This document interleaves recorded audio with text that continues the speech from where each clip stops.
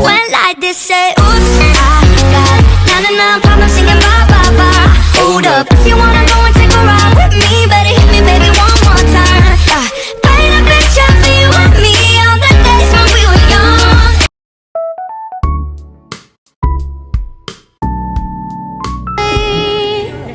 You don't have nights like this, or it'll be morning before it ends. The kind you don't forget, worth every dollar you overspend, until you find the last forever, make your bed, crazy good company.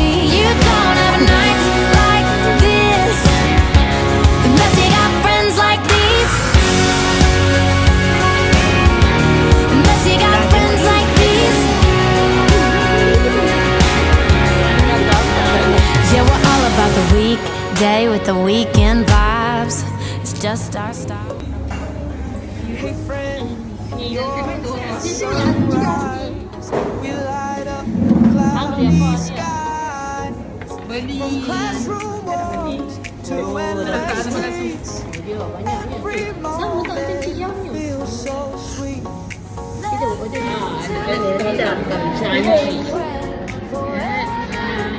Memang saya nampak macam tak kisah, tapi saya kisah tau sebenarnya. Apa lagi ni?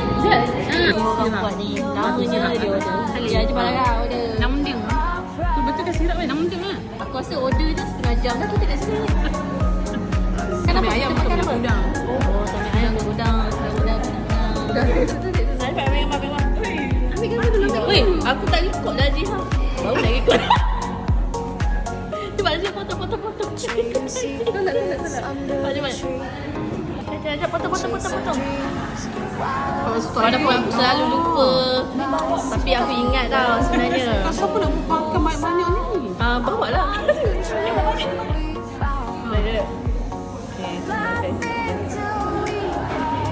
Surprise jadi. Tengok. Sweet lah. Nak kasih orang nasi ni mahal. Sedap mana nasi kat sini. Soya. Macam buat noodle tu. Yang mantap. Mama. Kat tepi. Kat sini tak ada. Kasih jual kat sini. Ni macam mana ni tak tahu.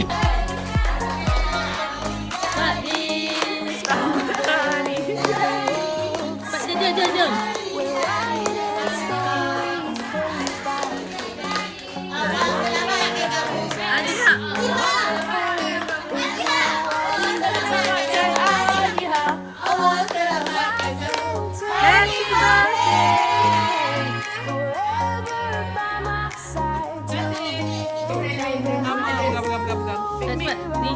Ya Allah, benda ni macam ni tau.